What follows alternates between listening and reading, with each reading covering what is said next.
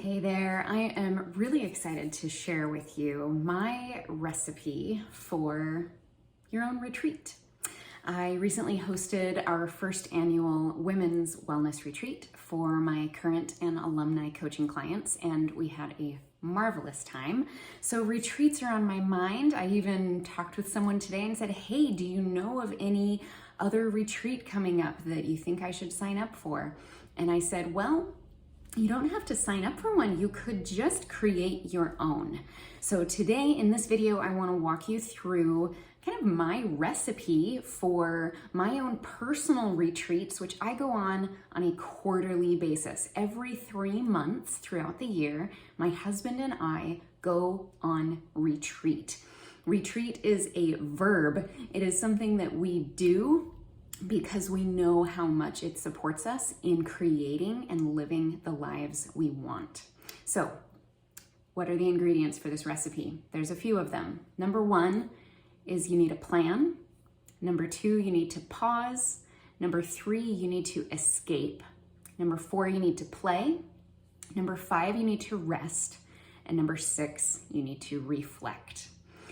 I have found that as I do these 6 things every single quarter, I have just had the most amazing evolution of my personal life, my professional life, my own health and wellness.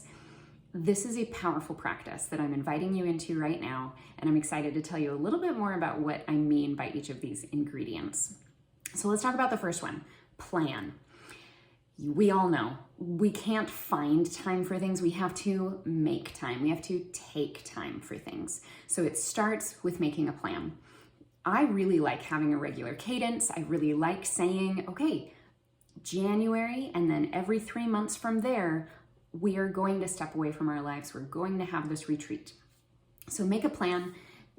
Plan the first one, and then you decide, does it need to be an annual thing? Does it need to be twice a year? Does it need to be 3 or 4 times a year for you to really get the benefit out of it? I really recommend that quarterly retreat ritual.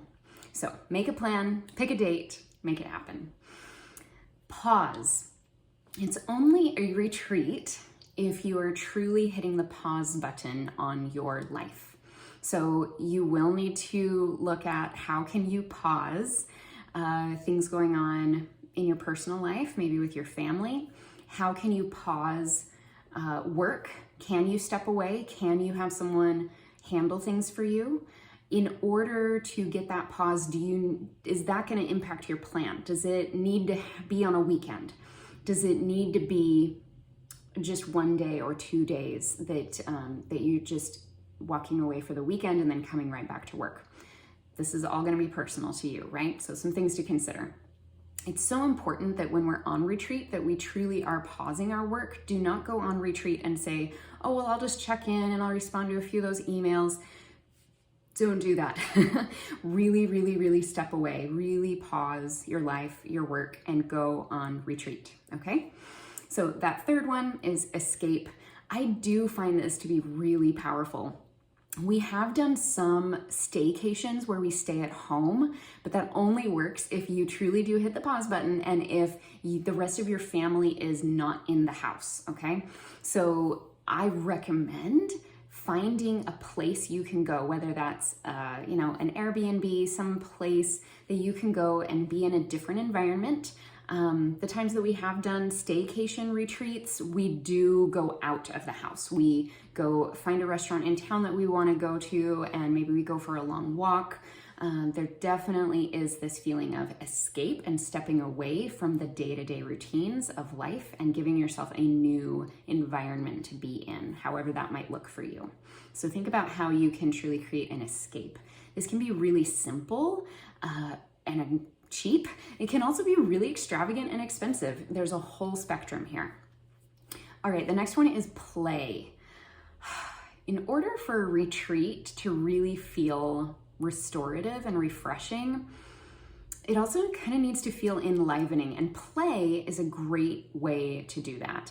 So think about the ways that you play. Do you like adventure and outdoors? Do you want to go hiking or kayaking or rock climbing?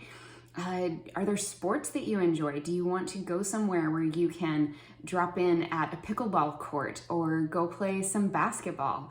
How can you play on your retreat? I would invite you to think about that. And again, that's going to be different for everyone. When I was on retreat with my clients, I got some of them to play ping pong with me, and it was a different energy. To step into play is so different and so needed, especially as grown-ups. We stop playing pretty early on. So bring some play into your retreat. The next thing is rest. Of course, that's the main thing we're all excited about for retreats, I think, is to rest. But there's lots of ways to rest. Make time for maybe some nature walks. Make time for maybe some yoga or qigong or tai chi, some sort of movement that's restorative and restful to you. You can also rest just by giving yourself plenty of time to sleep in, go to bed early if you want, take a nap in the middle of the day.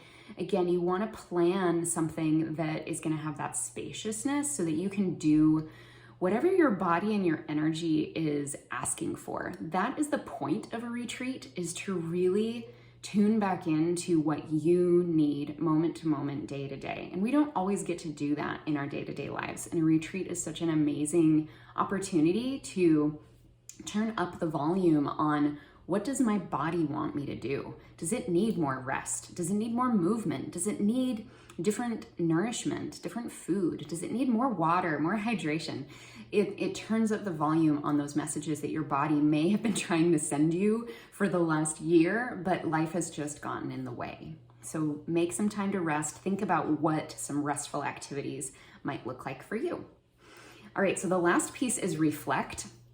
If nothing else of what I've talked about in this video gets into your retreat plan, put this in there, okay? This is the number one reason why I think retreating is such a powerful practice, and it is the opportunity to reflect.